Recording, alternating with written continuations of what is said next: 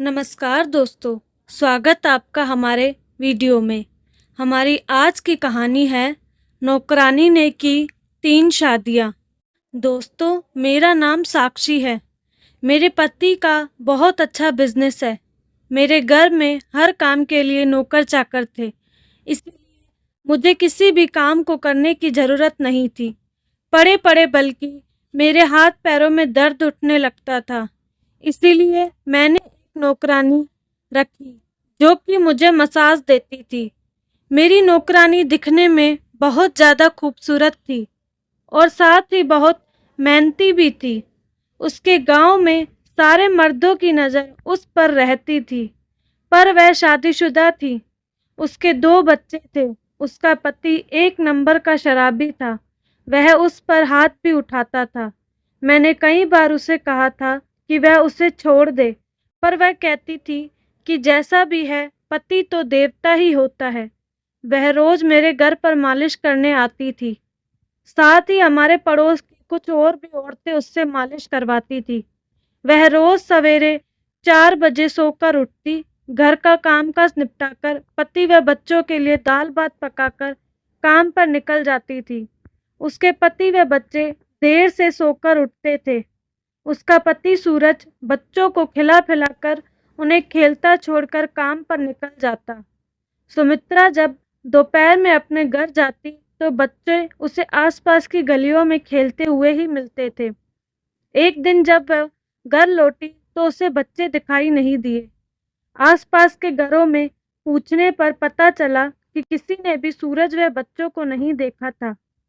अब वह घर के सामने जमीन पर बैठकर पति और बच्चों का इंतजार करने लगी। आज पहला मौका था कि जब सुमित्रा को घर बंद मिला और बच्चे नहीं मिले। सुमित्रा को बाहर बैठे बैठे 3 घंटे हो गए थे। वह धीरे धीरे सुबकने लगी। आसपास औरतें व बच्चों की भीड़ जमा हो गई।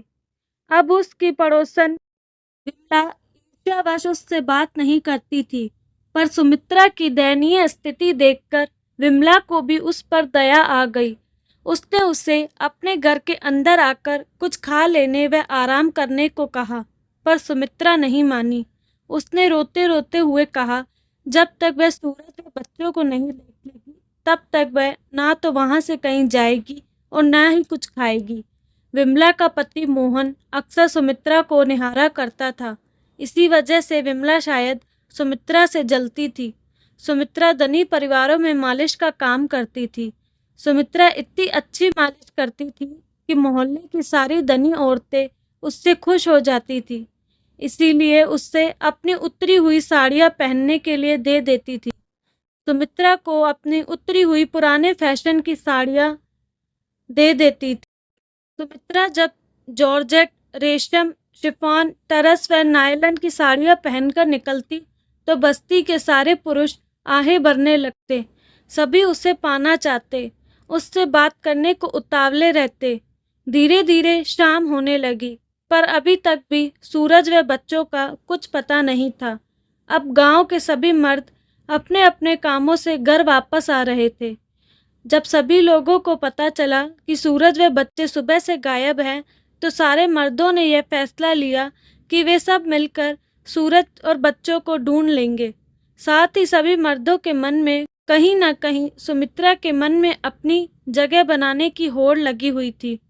गांव के सारे पुरुषों ने पूरे गांव को छान मारा, पर उन तीनों का कोई अता पता नहीं था। अब सब ने फैसला किया कि आसपास के गांव में ढूंढा जाए। गांव के महेंद्र ठाकुर ने अपनी फटफटी पर एक और नौजवान को बिठाया और उन तीनों का पता लगाने पास वाले गांव में चला गया।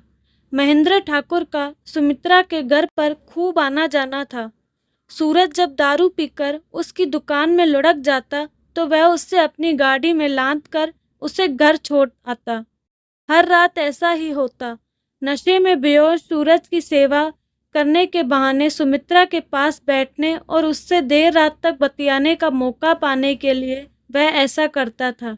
सूरज का जब नशा टूटता तो वह आधी रात को सुमित्रा को जगा कर खाना मांगता। जरा भी ना नुकर या देर होने पर वह सुमित्रा को बुरी तरह पीटता। रात के सन्नाटे में सुमित्रा की दर्द भरी चीखें मोहल्ले वाले सुनते पर क्या करते।